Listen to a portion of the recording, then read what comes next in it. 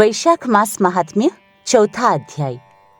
महर्षि वशिष्ठ के उपदेश से राजा कीर्तिमान का अपने राज्य में वैशाख मास के धर्म का पालन कराना और यमराज का ब्रह्मा जी से राजा के लिए शिकायत करना।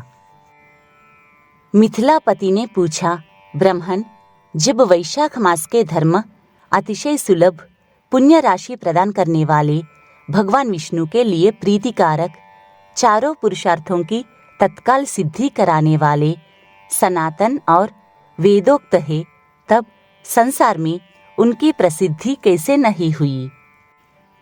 श्रुतदेव जी ने कहा, राजन, इस पृथ्वी पर लौकिक कामना रखने वाले ही मनुष्य अधिक है। उनमें से कुछ राजस और कुछ तामस है। वे लोग इस संसार के भोगों तथा पुत्र पौत्रादि संपदाओं की ही अभिलाषा रखते हैं। कहीं किसी प्रकार कभी बड़ी कठिनाई से कोई एक मनुष्य ऐसा मिलता है जो स्वर्गलोक के लिए प्रयत्न करता है और इसीलिए वह यज्ञ आदि पुण्य कर्मों का अनुष्ठान बड़े प्रयत्न से करता है, परंतु मोक्ष की उपासना प्राय कोई नहीं करता। तुच्छ आशाएं लेकर बहुत से कर्मों का आयोजन करने वाले लोग प्राय काम्य कर्मों के ही उपासक हैं। यही कारण है कि संसार में राजस और तामस धर्म अधिक विख्यात हो गए, परंतु सात्विक धर्मों की प्रसिद्धि नहीं हुई। ये सात्विक धर्म भगवान विष्णु को प्रसन्न करने वाले हैं, निष्काम भाव से किए जाते हैं और इहलोक तथा परलोक में सुख प्रदान करते हैं।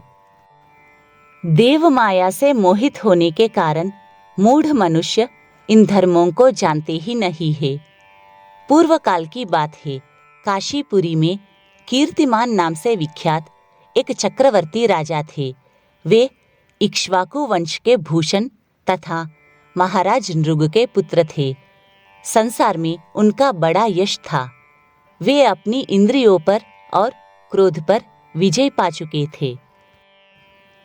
ब्राह्मणों के प्रति उनके मन में बड़ी भक्ति थी। राजाओं में उनका स्थान बहुत ऊंचा था। एक दिन वे मृग्या में आसक्त होकर महर्षि वशिष्ठ के आश्रम पर आए। वैशाख की चिलचिलाती हुई धूप में यात्रा करते हुए राजा ने मार्ग में देखा कि महात्मा वशिष्ठ के शिष्य जगह जगह अनेक प्रकार के कार्यों में विशेष तत्परता के साथ संलग्न थे। वे कहीं पौंसला बनाते थे और कहीं छाया मंडप, किनारे पर झरनों के जल को रोककर स्वच्छ बावली बनाते थे। कहीं वृक्षों के नीचे बैठे हुए लोगों को वे पंखा डुलाकर हवा करते थे। कहीं ऊख देते, कहीं सुगंधित पदार्थ भेंट करते और कहीं फल देते थे। दोपहरी में लोगों को छाता देते और संध्या के समय शरबत। कोई शिष्य घनी छाया वाले वन में झाड़ू बुहार कर साफ किए हुए आश्रम के प्रांगणों में हितकारक बालुका बिछाते थे और कुछ लोग वृक्षों की शाखा में झूला लटकाते थे।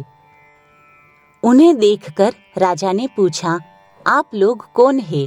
उन्होंने उत्तर दिया, हम लोग महर्षि वशिष्ठ के शिष्य हैं। राजा ने पूछा, यह सब क्या हो रहा है? वे बोले, ये वैशाख मास में कर्तव्य रूप से बताए गए धर्म है। जो धर्म अर्थ काम मोक्ष चारों पुरुषार्थों के साधक है। हम लोग गुरुदेव वशिष्ठ की आज्ञा से इन धर्मों का पालन करते हैं। राजा ने पुनः पूछा, इनके अनुष्ठान से मनुष्यों को कौन सा फल मिलता है? किस देवता की प्रसन्नता होती है? उन्होंने उत्तर दिया, हमें इस समय यह बताने के लिए अवकाश नहीं है। आप गुरु जी से ही यथोचित प्रश्न कीजिए। वे महायशस्वी महर्षि इन धर्मों को यथार्थ रूप से जानते हैं। शिष्यों से ऐसा उत्तर पाकर राजा शीघ्र ही महर्षि वशिष्ठ के पवित्र आश्रम पर, जो विद्या और योग शक्ति से संपन्न था, वहां गए। राजा को आते देखकर महर्षि वशिष्ठ मन ही मन बड़े प्रसन्न हुए। उन्होंने सेवकों सहित महात्मा राजा का विधि पूर्वक आतिथ्य सत्कार किया। जब वे आराम से बैठ गए तब गुरु वशिष्ठ से प्रसन्नतापूर्वक बोले, भगवान, मैंने मार्ग में आपके शिष्यों द्वारा परम आश्चर्यमय शुभ कर्मों का अनुष्ठान होते देखा है, किंतु उसके संबंध में जब प्रश्न किया तब उन्होंने दूसरी कोई बात न बताकर आपके पास जाने की आज्ञा दी। उनकी आज्ञा के अनुसार मैं इस समय आपके समीप आया हूँ। मेरे मन में उन धर्मों को सुनने की बड़ी इच्छा है, अतः आप मुझसे उनका वर्णन करें। तब महायशस्वी वशिष्ठ जी ने प्रसन्नतापूर्वक कहा, राजन, तुम्हारी बुद्धि को उत्तम शिक्षा मिली है, अतः उसने यह उत्तम निश्चय किया है, भगवान विष्णु की कथा के श्रवण और भगवत धर्मों के अनुष्ठान में जो तुम्हारी बुद्धि की अत्यंतिक प्रवृत्ति हुई है, यह तुम्हारे किसी पुण्य का ही फल है, जिसने वैशाख मास में बताए हुए महाधर्मों के द्वारा भगवान श्री हरि की आराधना की है। उसके उन धर्मों से भगवान बहुत संतुष्ट होते हैं और उसे मनोवांछित वस्तु प्रदान करते हैं। संपूर्ण जगत के स्वामी भगवान लक्ष्मीपति समस्त पाप राशि का विनाश करने वाले हैं। वे सूक्ष्म धर्मों से प्रसन्न होते हैं, केवल परिश्रम और धन से नहीं। भगवान विष्णु भक्ति से पूजित होने पर अभीष्ट वस्तु प्रदान करते हैं, इसलिए सदा भगवान विष्णु की भक्ति करनी चाहिए। जगदीश्वर श्री हरि जल से भी पूजा करने पर अशेष क्लेश का नाश करते और शीघ्र प्रसन्न होते हैं।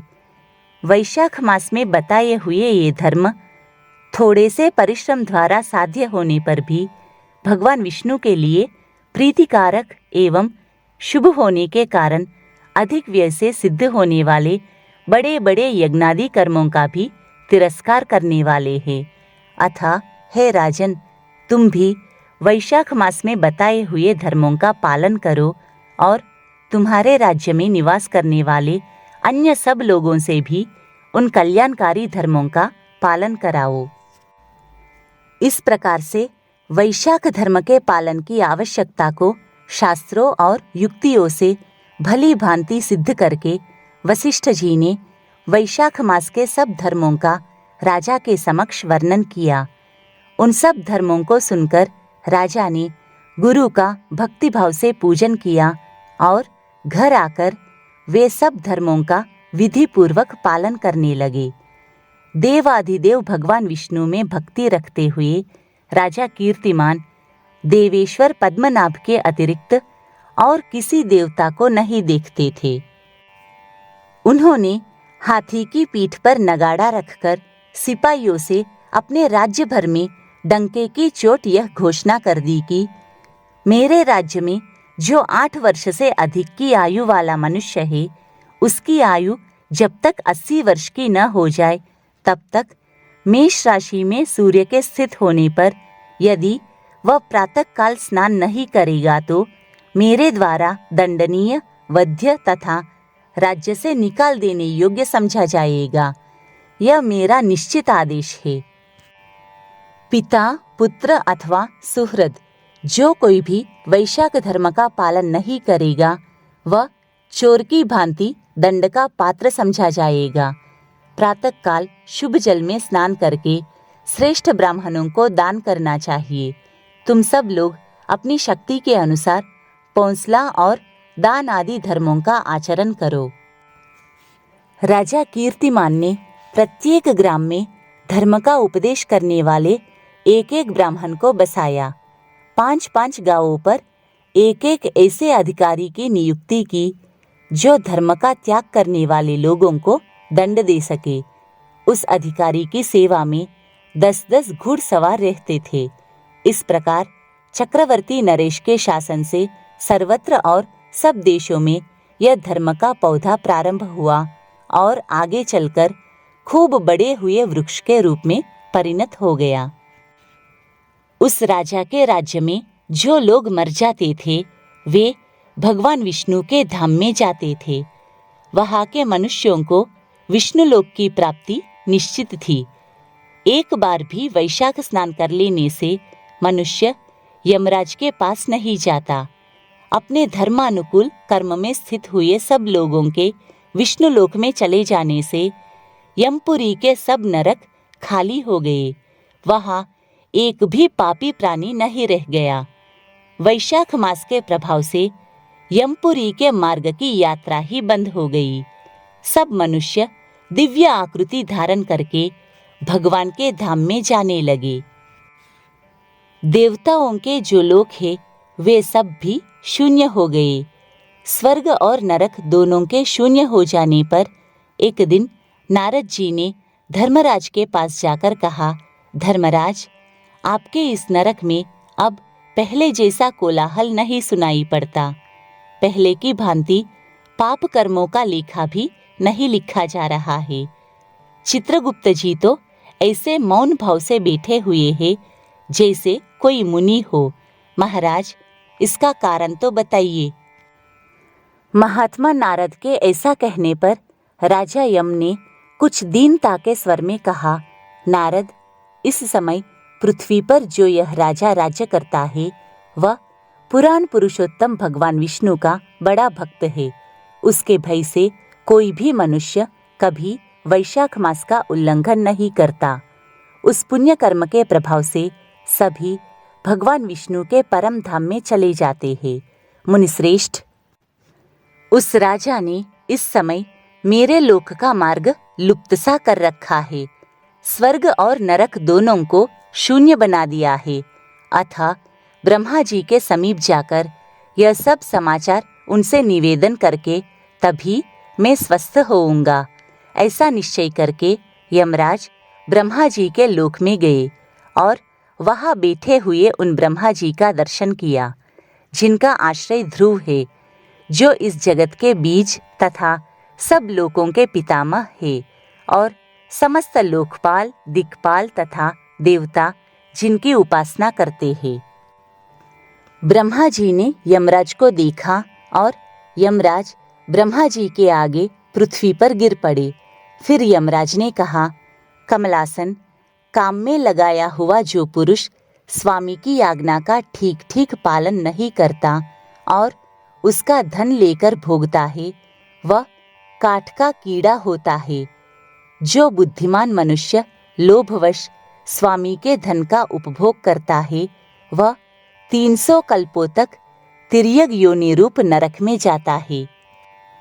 जो कार्य में नियुक्त हुआ पुरुष कार्य करने में समर्थ होकर भी अपने घर में ही बैठा रहता है, वह बिलाव होता है। देव, मैं आपकी आज्ञा से धर्मपूर्वक प्रजा का शासन करता आ रहा हूँ। मैं अब तक मुनियों और धर्मशास्त्रों के कथनानुसार पुण्यात्मा को पुण्य के फल से और पापात्मा को पाप के फल से संयुक्त किया करता था, परंतु अब आपकी आज्ञा का पालन करने में असमर्थ हो गया हूँ। कीर्तिमान के राज्य में सब लोग वैशाख मासोक्त पुण्य कर्मों का अनुष्ठान करके पितरों और पितामहों के साथ वैकुंठ धाम में चले जाते हैं। उनके मरे हुए पितर और मातामह आदि भी विष्णु लोक में चले जाते हैं। इतना ही नहीं, पत्नी के पिता, ससुर आदि भी मेरे लेख को मिटाकर विष्णु लोक में चले जाते हैं। देव, बड़े बड़े यज्ञों द्वारा भी मनुष्य वैसी गति नहीं पाता है जैसी वैशाख मास में मिल रही है। संपूर्ण तीर्थों से, दान आदि से, तपस्याओं से, व्रतों से अथवा संपूर्ण धर्मों से युक्त मनुष्य भी उस गति को नहीं पाता जो वैशाख धर्म में तत्पर हुए मनुष्य को प्राप्त हो रही है। वैशाख में प्रातः काल स्नान करके देव पूजन, मास महात्म्य की कथा का श्रवण तथा भगवान विष्णु को प्रिय लगने वाले तदनुकूल धर्मों का पालन करने वाला मनुष्य एकमात्र विष्णु लोक का स्वामी होता है। और जगतपति भगवान विष्णु के लोक की तो मेरी समझ में कोई सीमा ही नहीं है, क्योंकि सब ओर से कोटि कोटि प्राणियों का समुदाय वहां पहुंच रहा है, तो भी वह भरता नहीं है। इस संसार में पवित्र और अपवित्र सभी लोग राजा की आज्ञा से वैशाख मास के धर्म का पालन करके विष्णु लोक को जा रहे हैं। लोकनाथ उसकी प्रेरणा से संस्कारहीन मनुष्य भी वैशाख स्नान मात्र से वैकुंठ धाम में चले जाते हैं। वह केवल भगवान विष्णु के चरणों की शरण लेने वाला है। जान पड़ता है वह समस्त संसार को विष्णु लोक में पहुंचा देगा। जो पुत्र धर्म, अर्थ, काम और मोक्ष के प्रतिकूल चलता हो, वह पृथ्वी पर माता के पेट से पैदा हुआ रोग है।